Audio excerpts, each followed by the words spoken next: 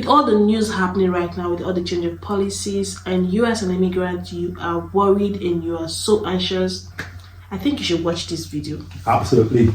Oh guys. Yeah, congratulations to us. Hello guys, it's another episode. Welcome. This is V and J. And we make videos about marriage, family, living in the UK as an immigrant, and everything that surrounds being an immigrant. So today we're talking about something quite important and quite sensitive, especially with all the uncertainty surrounding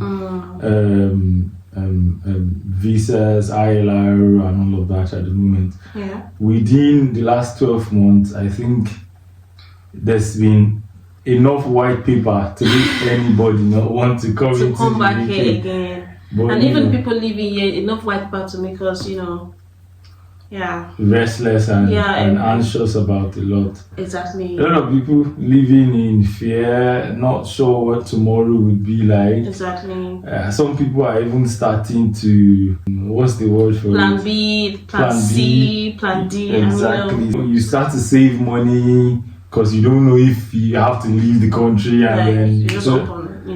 Different decisions people have made as a result of these uncertainties. But we're about to talk about one singular misinformation we may have heard about the ILR. Maybe not one, might add a couple of other things on, but primarily we want to share one information that we have held on to for the past 3 years of being in the UK. I mean, it's what we heard. Probably bloggers have even also communicated the same as well. To be honest, I'm not sure if this was always the case or it was recently changed. Exactly, because of the uncertainty, like we just explained now, we decided to do more research. It just made us go open the books, see what is the government really saying. And that's how we just we saw this and okay, hold up, has this been like this? So yeah, that's what this video is about. Okay, so before now, we all know that, of course, pending the decision with the white paper in view presently, 5 years is the count towards ILR.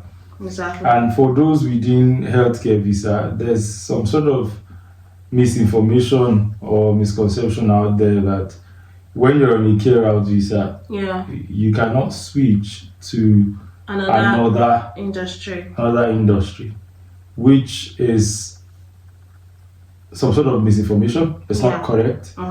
That's the wrong information. May have been correct at one point, but at present instance, that doesn't apply. First off, just to sort of put context or structure to it.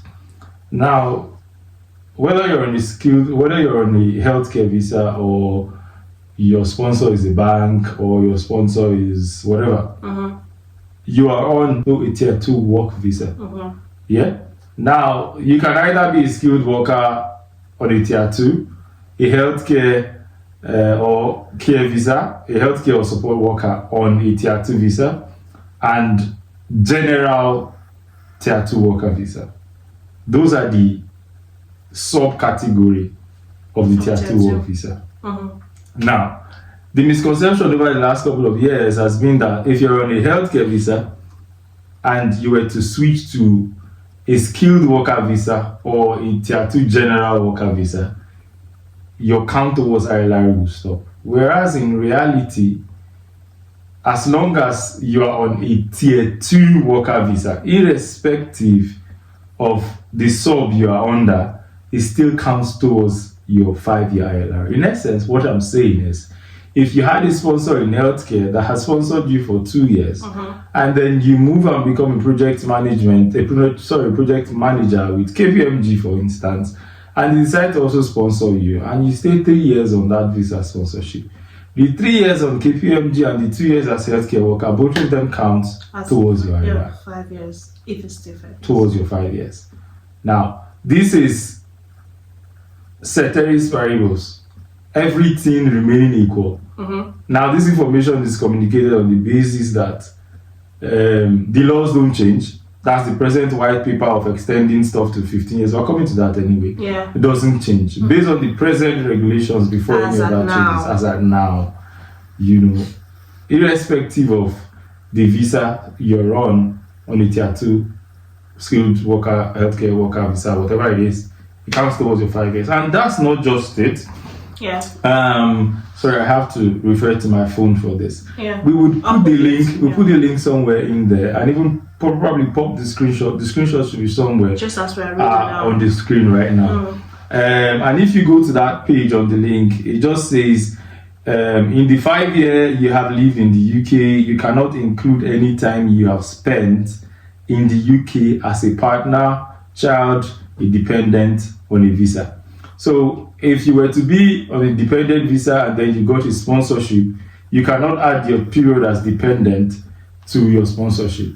Yeah. You can either stay on the dependent for 5 years and get ILR, or move to the sponsorship and start your 5 years. 5 years. We're clear on that. Now, it then says, in the 5 years you have lived in the UK, you can include time you have had on any combination of the following visa. I'll read again. In the 5 years you have lived in the UK, you can include time you have had on any combination of the following visas. Now, the list of the visas is any tier 1 visa except tier 1 graduate entrepreneur, skilled worker, health and care worker, or tier 2 general, scale up worker, T2 minister of religion or tier 2 minister of religion, international sport person, tier 2 sport person, or tier 2 in bracket sports person, innovators visa, global talent, or representative of an overseas business. So you can combine all the years spent on any of these visa towards your 5 years ILR route. It's on the UKVI website. Exactly. You can go ahead. That's what I was just going to say. Read it to verify. It's not just any link. This is the UKVI website, and every information there, they're true and they're real. And I also want to add, like, in any visa category you're in, there's a condition that's attached to the visa. So even if you're moving from, say, a healthcare worker to a project manager, being a project manager, they get to sponsor you because you meet a certain salary threshold. Even though those changes, like there's it may not be the same condition as you being a carer, but once you get to be sponsored by that other industry, you're still going to be on the same route, the 5 years route, or whatever the route to be at the time that you'll be doing the switch. So we saw this and we're like, is this real? Like, has this been guys, what do you think? Have you seen this before? As in, is this news to you right now? Just let us know in the comment section, because we don't know. We don't know. You didn't know about this until we decided to start reading. Just as a side comment, other things relating to the new white paper as well, in case you haven't taken note, a lot of us are under the precept or the understanding that the new regulation is saying they would extend healthcare to 15 years. Now, the specifics of that is that if you came to the UK on a healthcare visa, then it extends to 15 years. If you came to the UK on a student visa and then got a job in healthcare, it's 10 years. And then for those who have what the Home Office categorized as high-skilled job, a job that pays you over £50,000 per annum, it remains as 5 years. So instead of the white papers that you see circulating, it's always best to go to UKVI website and read the authentic information. I'll try and get the link for what I've just said, and I would also put that on as well. We will wrap this bit just yet. We don't want to overload you with information. But what you should look out for is it's quite trendy now that most of the sponsors are able to only sponsor one person. Basically, meaning if you had a dependent, the sponsor, the COS you are getting is saying that they can only sponsor the person working. Say for instance, my wife got sponsorship and they're telling her this COS can only cover you, cannot cover your other dependent. Yeah. Watch out for our next video. There's a visa for your dependent. Exactly. You know, you can put them through, and it's also on UKVI website. And you don't have to give yourself anxiety, or then your husband has to go and get his own sponsorship. All that might not be needed.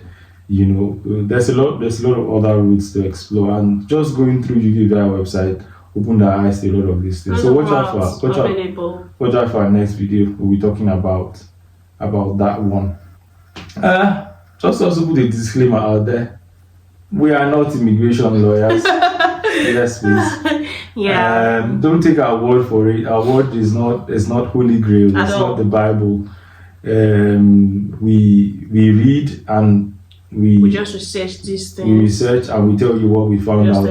It's your responsibility to also do your own research and make your own due diligence. Make decisions based on your own due diligence.